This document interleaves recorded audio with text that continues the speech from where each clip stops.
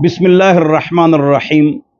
دا خبره تاسو وړ غنئ خدا ډیره غټه ده. څه رواره او خورئ کور کې مه ساتئ. که مسافر تاسو کار راغلی دی، که سبق وي دیني علم کوي که دنیاوي علم کوي دواړه، خو کور کې به نه ساتئ.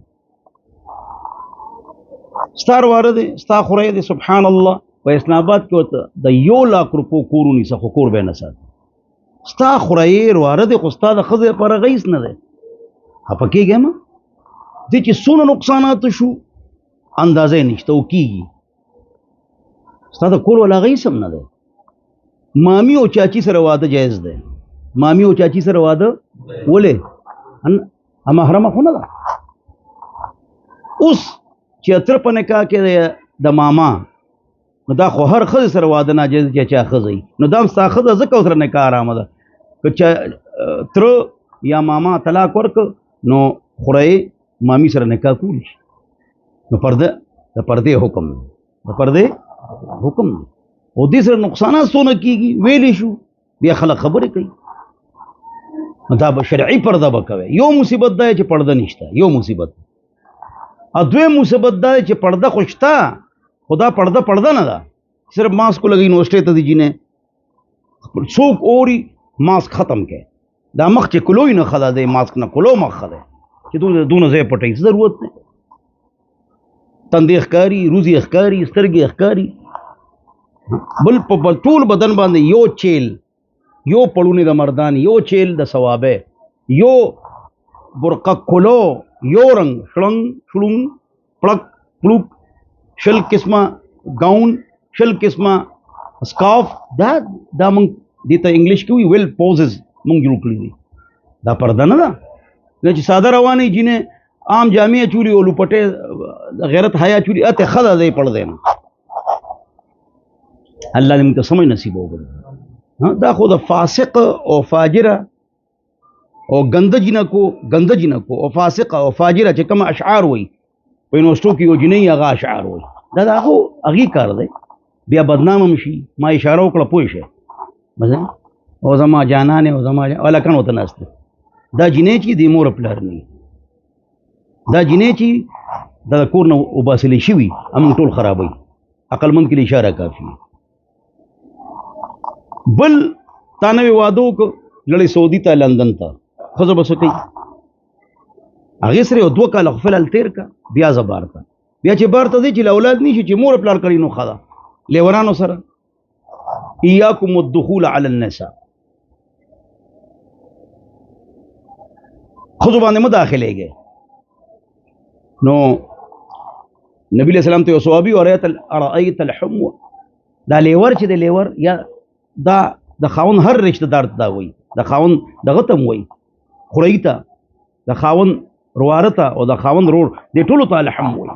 ها نوې خبره اورئ وی الحم د خاوند رشته داران د ښځې دپاره الموت، څنګه چې د مرګ نه یېرېږي دې نه ویرېږي.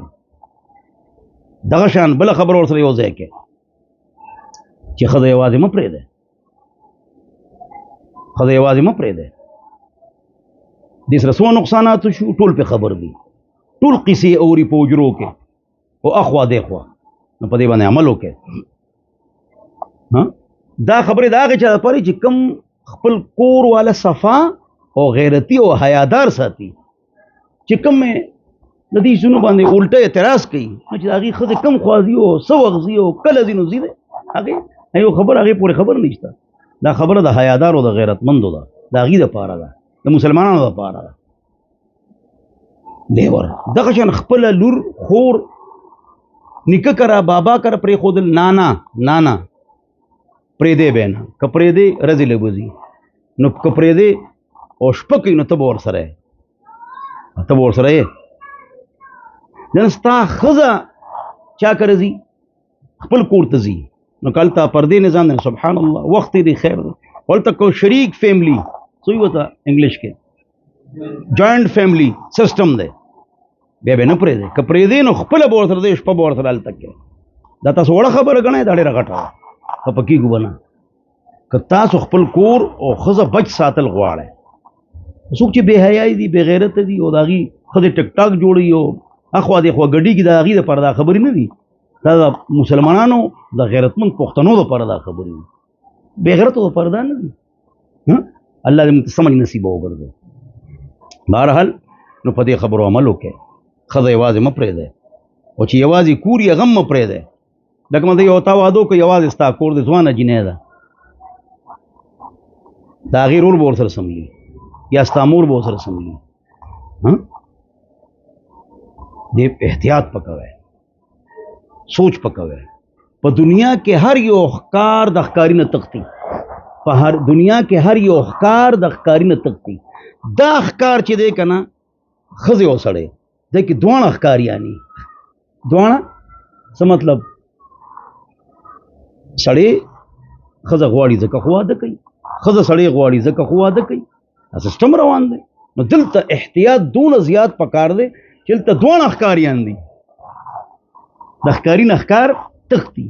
په دې جمله باندې که څوک پوه شو نو رومال لا کړي مخ صفا کم. نو دا تاسو وړه خبره ګڼئ، خو دا ډېرې غټې خبرې دي، ډېرې غټې خبرې دي.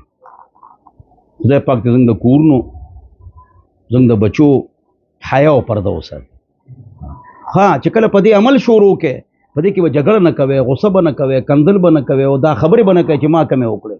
ښه په طریقه سره په دې عمل کوئ چې پړونې به څنګه وي، غټ کولو، برقه به څنګه وي، کولو. زه یونیورسټۍ کې پروفیسر یم، ما ډبل ایم اے پی ایچ ډي اکنامکس پولیټیکل ساینس ما کړی دی. ما دنیوي تعلیم ډېر زیات دی. بچې مې ډبل ایم اے پی ایچ ډي سی ایس ایس، بل بچې مې ایډوکیټ ډبل ایم اے حافظ عالم مفتی. موږ د یونیورسټو نه خبر یو چې برقه کې راشي زما او ستا لور غوسه کېږه ما هلته یې وباسي او هلک سره روانه شي په موټرسایکل.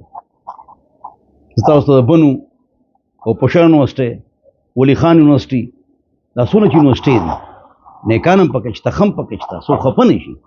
ډېر بوره حال دی، ټول پې پوهېږي، هر چا ته پته ده، ټول یوټیوب هم د دې نه ډک دی. نو الله دې په دې خبرو ماله او تاسو له د عمل توفیق نصیبه وګرځوي. والسلام.